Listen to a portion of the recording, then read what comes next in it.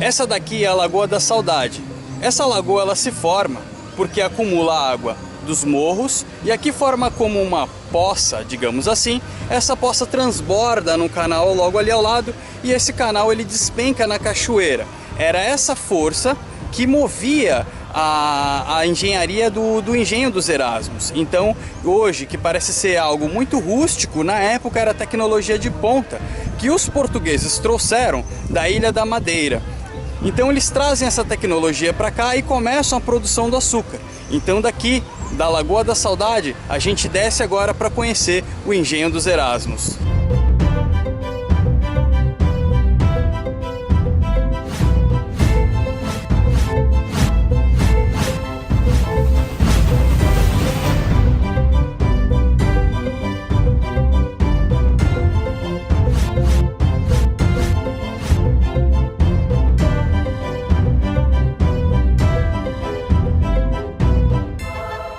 Infelizmente a paisagem da Lagoa da Saudade está bem detonada porque eles estão arrumando, então a gente vai ter que esperar o fim das obras aí, mas deu para vir pelo menos fazer a filmagem e mostrar de onde a água nasce e escorre, o que forma o Rio São Jorge, que dá aí a Avenida Jovino de Melo.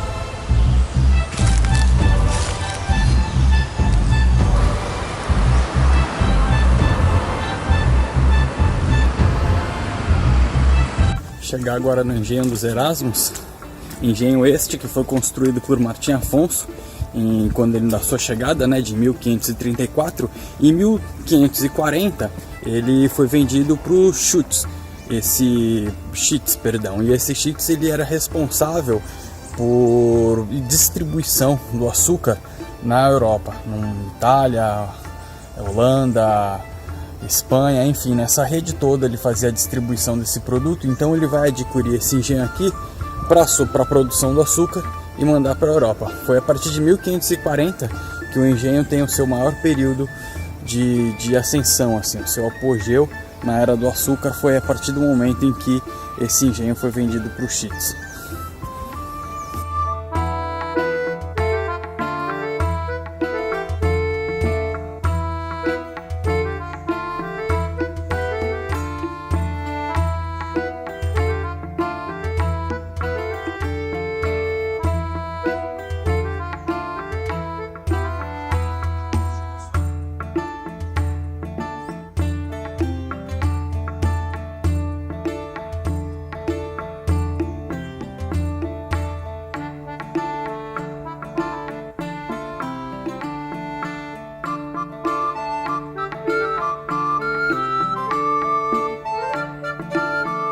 No início do século XVI, o grande interesse de Portugal estava nas Índias. Porém, a ameaça de outras coroas no território brasileiro era cada vez maior, o que levou a coroa portuguesa à iniciativa da colonização de forma terceirizada. O projeto de capitanias hereditárias oferecia porções de terras aos donatários, entre eles Martim Afonso de Souza, que ficou com a capitania de São Vicente.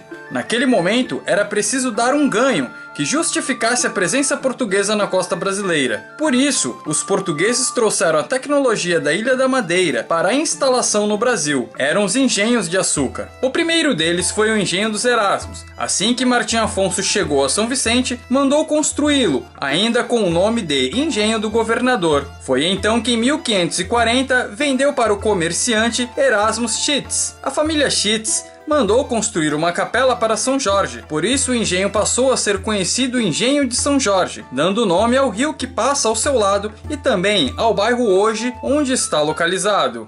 Aqui já dá para perceber o quão militar era essa construção. Veja bem, a gente tem aqui a seteira, olha só o formato de seteira. Já foi pensado mesmo para ser uma fortificação, apesar de se tratar de um engenho. E aqui atrás de mim, um paiol, um lugar onde eles estocavam o armamento no caso de um ataque. Aqui. Esse aqui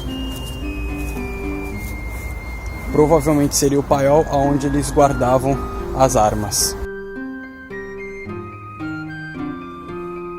Então qual que era a ideia dessa construção? Essa construção ela foi colocada aqui para aproveitar a água que desce do morro, o rio São Jorge. Então era o rio São Jorge que dava força hidráulica pro engenho moer a cana, extrair o caldo e do caldo fazer o açúcar que era vendido na Europa. Mas também não deixava de ser uma construção militar, uma construção pronta para ser uma fortificação, para sofrer ataques e revidar quando preciso, como a gente pode perceber nas seteiras.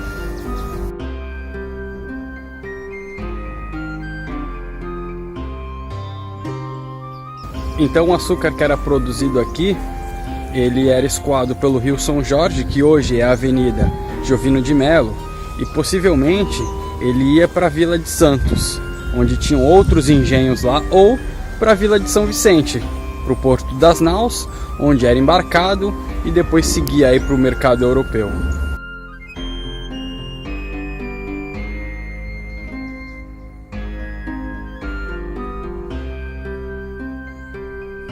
Nessa parte aqui eles utilizam para fazer formação com os alunos para explicar como que é uma escavação arqueológica. Não necessariamente uma escavação arqueológica buscando os vestígios do Brasil colônia, mas sim uma representação de como é o trabalho dos arqueólogos. Essa parte aqui ela já é bem mais recente do que as ruínas que nós temos ali atrás.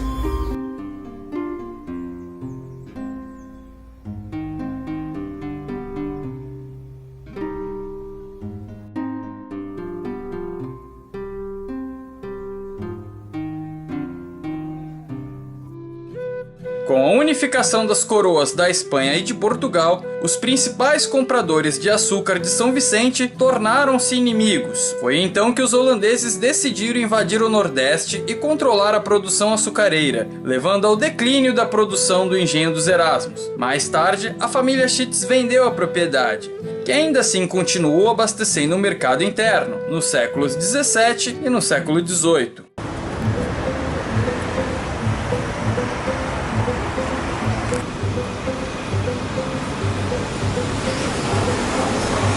Essa daqui é a Avenida Nossa Senhora de Fátima. Pouca gente lembra hoje em dia que se trata na verdade do Rio São Jorge. E o Rio São Jorge, que nasce lá na Lagoa da Saudade, que abastecia, que movia o engenho dos Erasmos. E era por aqui também que a produção de açúcar era escoado até o canal do estuário, ia para o Porto de Santos ou para o Porto de São Vicente. No século XVI eram duas vilas que estavam muito prósperas graças à economia do açúcar. Então agora no próximo episódio vamos acompanhar como surgiu a Vila de Santos e como ela vai se desenvolver junto com os seus fortes. Vamos nessa!